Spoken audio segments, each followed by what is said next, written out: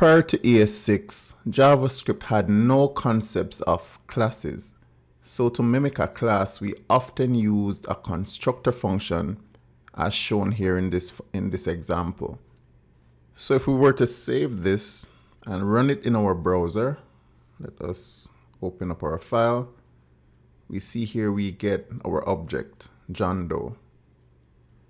So how this works, first we're creating a person as a constructor function, and it has a property called name. The getName function is assigned to the prototype so that it can be shared by all instances of the person. Then we create a new instance of the person type using the new operator. The John object is an instance of the person and object through prototypal inheritance. Now with ES6 JavaScript, they have introduced a new way or a new syntax for declaring a class.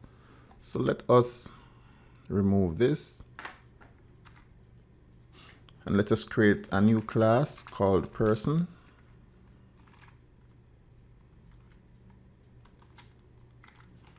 And let's ensure that we have the proper case. And now inside person, we can declare a constructor and pass in a name.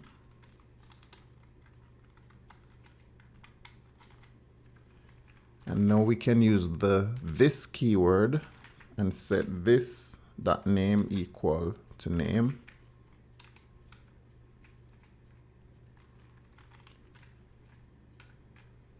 And now we can declare our function getName.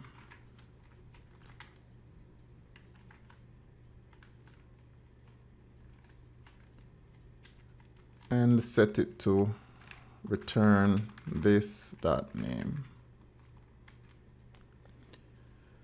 Now this person class behaves exactly like the person type in the previous example. However, instead of using a constructor function, it is now using the class keyword. In this person class, the constructor is where you can initialize the properties of an instance. JavaScript automatically calls the constructor method when you instantiate an object of this class.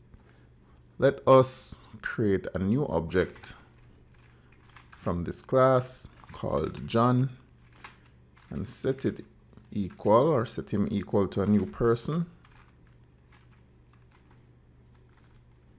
Or let us say person1, let's say P1. And let's set it to John Doe.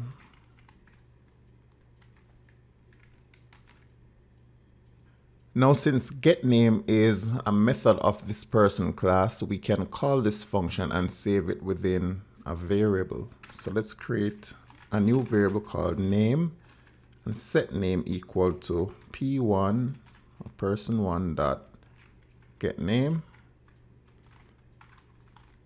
And let us console log name. So when we run this, we should get exactly the same thing that we did before. We have our object, John Doe. Let's remove the last name and refresh. So we know this is working, right? So we get John as the person's name. Now we can pass in as many properties as we like. We can pass in age and gender. And then we simply set this dot age equals age, and the same thing for gender, dot gender equals gender. All right, so from this person class, we can also inherit from it using a child class. So in order to inherit from our person class, we can create a new class. And let's call this class employee. And we use the extends keyword. And we want to extend our person class. And in our employee class, we can have a title or job title and set this dot title equal to title. And in order to inherit name, age, and gender from our parent class person's constructor, we can simply use the super keyword, and inside here we will just simply put name, age, and gender. And this way our child class will inherit our parent class's constructor. Right, so yes, this is inheriting from the parent constructor. As we can see here, this is the person name, age, and gender. And we have a new property here, title. And actually we should be passing in name, age, and gender to the constructor of our employee as well. Right, and now we're inheriting and we're adding a new property. So let us define a get details function. Let's get the details of our employee. And I'm simply going to console log the details out. And I'm using my template literal with my backticks. So I'm going to say employee details, and let's get the employee name and title. So this dot name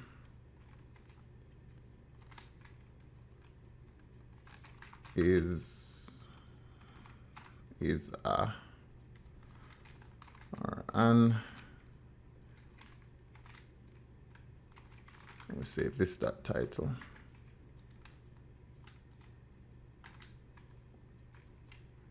All right, so that should print the details. Now let's create our new employee object. So let's say let employee1 equal new employee. And we need the properties. So first, let us say Mary Jane is, let's say she's 34. And she's a female. And she's an accountant. Right, so now all I have to do is call employee1 dot get details. And let me comment this part out.